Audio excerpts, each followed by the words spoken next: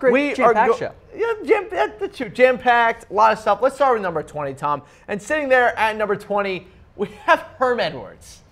I don't get it. I don't know. Maybe you know what? Maybe Arizona State has outsmarted us all, and they've gone and hired a guy who hasn't coached in years, and is going to turn him into a guy who hasn't coached at the college level in like 20 years, and they're going to make him into a great head coach. Also, by the way, Arizona State's plan was to keep their coordinators.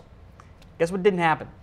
They didn't keep their coordinators. They're both leaving. So I don't really know what to expect from Herm Edwards. I like Herm Edwards, but I don't think this is going to be a good hire for Arizona State. I think it's going to blow up in their faces. But it's going to be fun to watch. We're going to have a lot of Hermisms. Can't wait. And I keep bringing this up. I know it isn't the actual thing you point to when you hire a coach. Tom, he's going to turn these Arizona State Sun Devils into holy men because he doesn't seem to understand that he works for the Sun Devils. He seems very confused that Devils is actually in the name.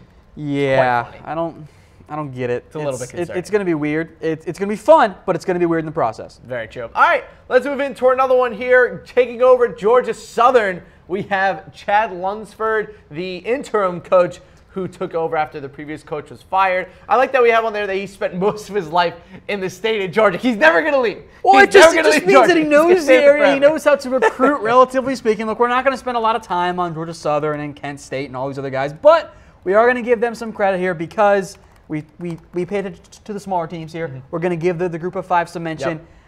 We'll see how he does. In a move that probably makes Brett Scott both unhappy and happy at the same time, our producer went to Kansas State. Danny Dimmel. I got his name right. Okay, so first off, I never trust a coach who has a girl's name. What? First issue. What about Dana Holgorsen at West Virginia? Don't trust him. What? Don't trust him. Girl's name, all right? I like football guys, not football girls, all right? I jest.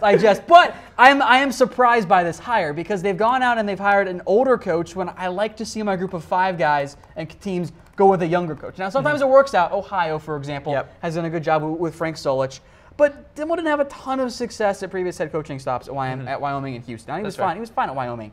But there's a reason he hasn't been a head coach in a long time. He did. So I don't know if this is going to be a great hire. He was the one who turned Colin Klein into, well, not turned into. Colin Klein obviously has his own talent and progressed on his own. But at the same time, Dana Dimmel was the offense coordinator and quarterbacks coach and running backs coach and tight ends coach while Colin Klein was there. So we'll see. It kind of all We'll see. I'm not super confident in it. Fair enough. All right, let's move into another guy. We have Sean Lewis taking over at Kent State, our number 17 coaching hire. Becomes the youngest head coach in the country at 31 years old. Our own resident Sean McVay, the former youngest head coach, was actually Lincoln Riley at Oklahoma, which is crazy by itself. But Sean Lewis, Kent State, the offense coordinator at Syracuse. So the Kent State coaching hire, and I know this because my dad's is in alumnus, and so is my mother and my sister. They had a disaster hire because no one wanted to take this job. They went through 10+ candidates who said no. That's not great. So because Kent State offers no money, it's going to be like the lowest paying job. There's no money for the assistants. The facilities are not at par. It is one of the toughest places to win in all of college football. But I do like the Kent State. You know what? They swung for the fences because they went young. If it doesn't work out, they can try it again next year because, frankly, it's probably not going to work out. Sean Lewis isn't that terrible of a hire. I mean, they are, the offense has been okay under Geno Babers. I mean, it's not like they have a lot to work with there on offense, though they did have a big win this season against Clemson. Look, I would have preferred. They made the quarterback look good. They should have brought back Darrell Hazel. That would have been better, but this is fine. No, right? What are you going to do? We digress. Let's move into number 16 here. Ole Miss keeps Matt Luke. He was the interim coach this year after Hugh Freeze was let go after the travesty that was the Ole Miss Running Rebels season. Ole Miss will get their sanctions soon, if not this week. They actually were hit with more of them. They were hit with more of them already. So what do you see from Matt Luke going forward to this team? It's not going to be great. It's not. Who else was going to take this job? Like, who else wants to go Ole Miss right now?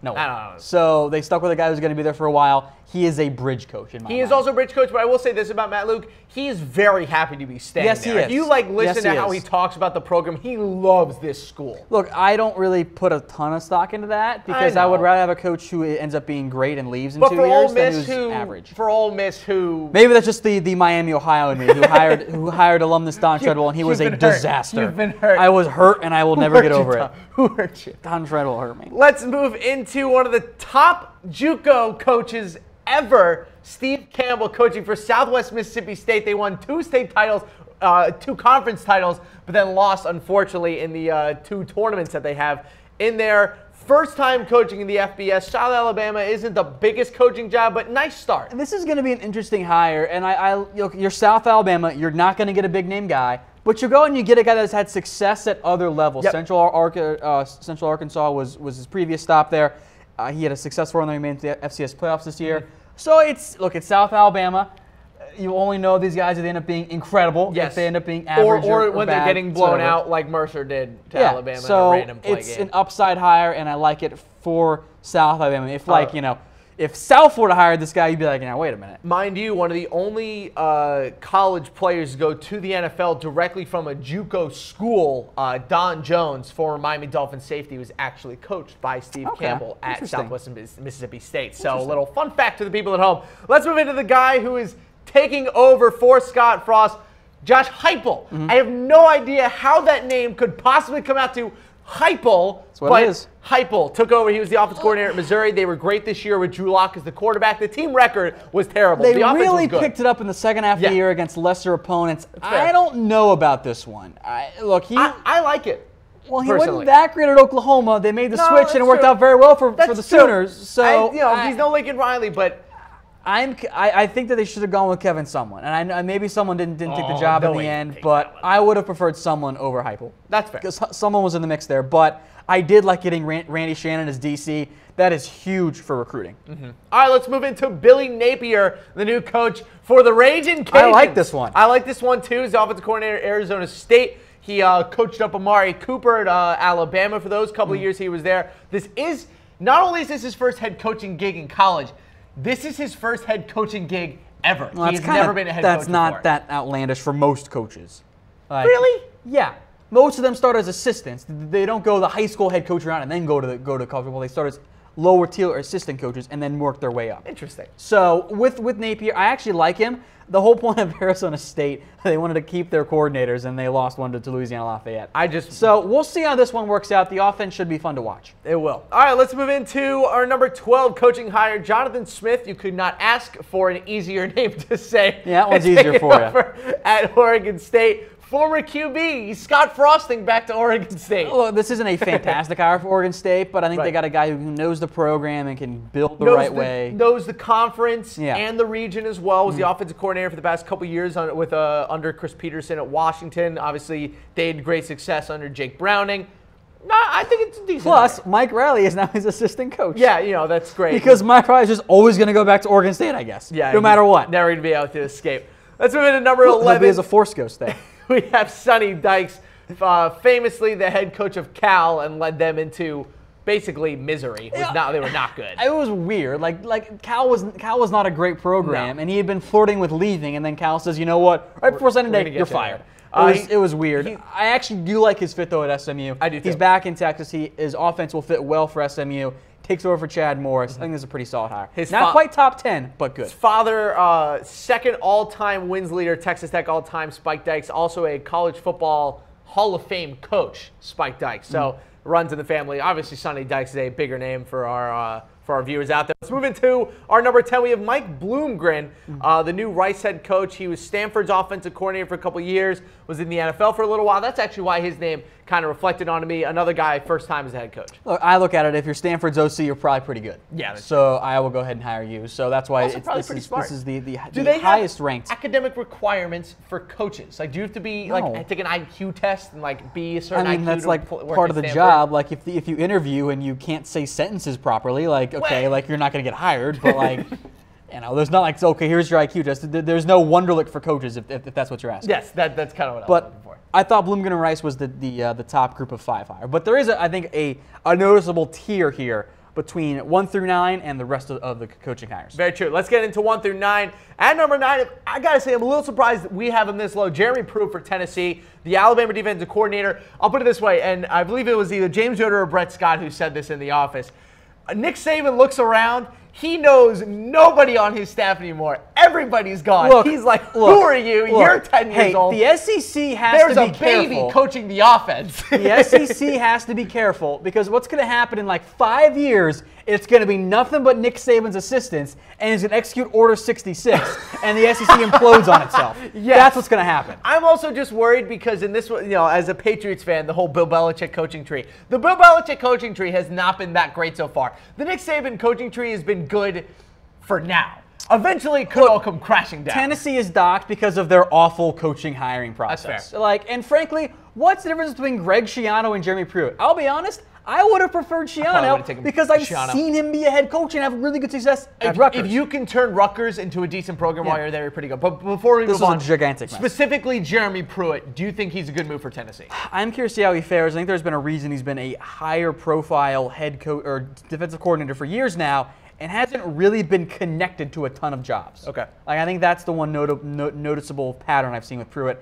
I think he's got the upside. I'm curious to see how he fits in, how he recruits. Look, if Tennessee, I think, could have done a lot worse with how bad their recruiting or their coaching search had gone, this is fine. Okay.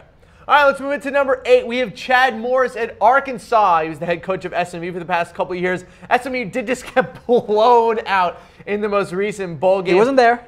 I know of Chad Morris as the uber famous high school coach. Yeah, I know that he won like back-to-back Texas State titles. I think he had Garrett Gilbert, the current NFL quarterback. That was his guy. Then he went to Clemson. Their offense, he basically helped turn them into like one of the top programs in the country. I think had A&M not got Jimbo Fisher, and we'll get to A&M later because obviously they're going to be very high in these power rankings. I think that they would have hired Chad Morris. Okay.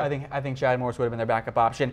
I heard some people in the offseason kind of saying, hey, Brent Venables needs to get a job, and I'm kind of like, why would you hire Brent Venables when you can hire the offensive version of Brent Venables who has head coaching experience? That's what Chad Morris was, Clemson OC. I think Arkansas, after also everything happened with Brett Bielema, I like Chad Morris because he's a really good head coach. I don't think his name was what Brett Bielema is. I think Brett Bielema, when he got hired, that was a big name. I think Chad Morris comes with a quiet amount of quality that I think that program really needs. It's fair. All right, let's move into number 7. Joe Moorhead, the offensive coordinator from Penn State, makes his move, gets a good job at Mississippi State. That's a good get for him. Look, I'm excited to see how he fares. He's going down south, hasn't been down there a ton. I think he was the top coordinator in all of college football in terms of the young guys who were ready to make their leap forward. Yep. I like the get from Mississippi State. I'm curious to see how he fits in the SEC, but he was great at Fordham, revamped that Penn State offense. I think he's got a bright future. We'll see how long he stays. As good as Saquon Barkley just is in general, what really kind of sets the tone for me with Joe Moorhead, I'm sorry, what he was able to do with Trace McSorley and the quarterback that he was able to turn him into, I think is the shining star in his resume. Because Saquon Barkley is just a freak anyway. But come on, like Trace McSorley was not supposed to be. Yeah. You could make an argument, probably one of the 3 best QBs in the Big Ten this year, maybe one of the 15 best QBs in the nation. There's great. He's been great the past 2 years at Penn State. So good for Joe Moorhead. All right, let's move into number 6. Speaking of a guy who's been doing good work with quarterbacks, how about Mario Cristobal, the Oregon offensive coordinator? When he had Justin Herbert, the offense was good. When he didn't have Justin Herbert, the offense was bad. I think I'm one of the higher-ranking members of the Mario Cristobal hype train. Okay. I think I'm not quite conductor. I don't think I can take credit on that one. But like, I am in first class on this hype train. I'm all aboard. I am a big Cristobal fan. I thought what he did at FIU was a fantastic job. That was one of the worst programs in all of college football. Totally legit. Lane Kiffin does not happen without Mario Cristobal. He got them to a bowl game. Oh, yeah. And they fired him like a year after that because he had one bad year. To hire a Ron Turner. FIU didn't recover for quite a while. Exactly. So I like Cristobal a lot. There's some familiarity within the program. I think this is a fantastic hire. I'm excited about his future. And I also do like coaches. Unless the Miami job opens up and he leaves. That's true. I also do like coaches who, when they were players, played under big-time coaches as well. Him playing under Jimmy Johnson, I know it's a small thing, but it never hurts. It can never hurt to play under a coach like that and see it firsthand. I think he's going to do a great job. Probably not one of the first things I'd say on my resume, played under Jimmy Johnson, but okay. I feel you. Maybe. Who knows? Let's move into number 5, Willie Taggart of Florida State. And the Oregon team, great recruiter. Look, I like Taggart a lot because I like what he did at South Florida. I thought he was fine at Oregon. Oregon was not going to be a one-year turnaround program, and we've seen that in years past with Taggart. It was his first 2 years at South Florida and Western Kentucky were actually pretty bad. Yeah. They were bad years, but he got that program turned around. I like Taggart. He knows the state. He's going to recruit the hell out of it. I know some FSU fans wanted a bigger name, including some who appeared on this show. I don't know who else they were going to get. It's a top 5 hire for me easily. You can make an argument that it should be 4 or even higher. If you're going to ask me, like, if you want a bigger name hire, I mean, I think Willie Taggart's a decent enough name. I mean, was a head coach at Oregon.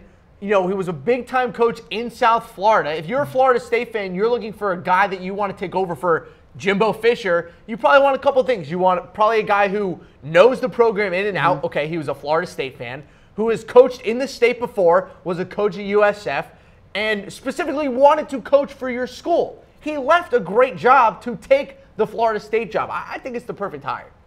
All right, let's move into number 4. Speaking of perfect hires, Dan Mullen takes the job at Florida. Makes sense. He did a great job at Mississippi State. He was the offensive coordinator when Urban Meyer was there. Perfect hire.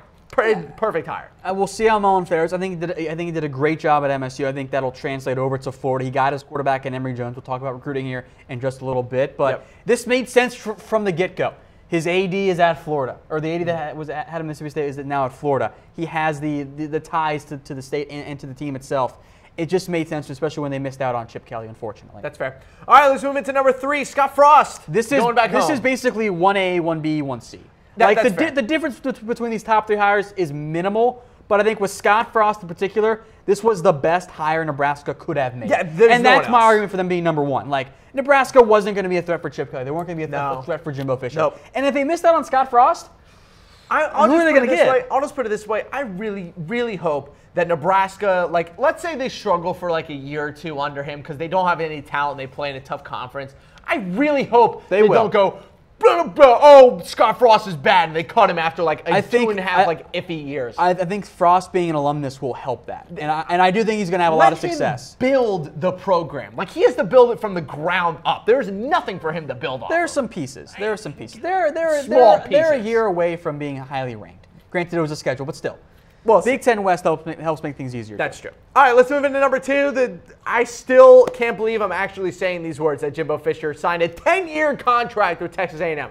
There is a 0% chance he coaches through this whole contract. What are the odds that you're giving me on that? I will give you, oh man, I will give you 2 to 1 odds. 2 to 1? Okay, oh, absolutely. It's not. I'll give you 50 to 1 odds. I don't care. That's more like it. Give me the 51 odds. There we go. Now we're talking. 0% chance he plays through this. He will 100 to 1 odds. I'll give it to you. He will use like 4 years of this contract. He'll get fired or quit. He'll rake all the rest of his money, and he'll get to stay in Houston because of his son. There is no way that Jimbo Fisher is staying at Texas A&M for 10 years. No way. I'll take those 100 to 1 odds. No, thank you. We'll discuss more on the odds. Either way, it's a great hire for A&M. It is. It's a fantastic hire. They got off like bandits. To pull Fisher from FSU and LSU couldn't do that, I am stunned and pleasantly surprised by what A&M did. And if you have any skills of process of elimination at all, you could probably guess that our number 1 is Chip Kelly getting UCLA. I mean, when you hire the white whale, you win, right? I'll put it this way. I understand, like, obviously, he's great at Oregon, this and that. Last thing I want to say before we move on here to our interview with Jason Oway. Thank you. There, I got it. He wasn't great in his last 2 coaching gigs at all. So it would be interesting to see. And he was good with the Eagles until they gave him GM responsibilities. Yeah, then no one was going to be good with the 49ers. Sean McCoy. And that quarterback. Boom. Not a great option. But Kelly, I think the obvious number 1 here. Very true.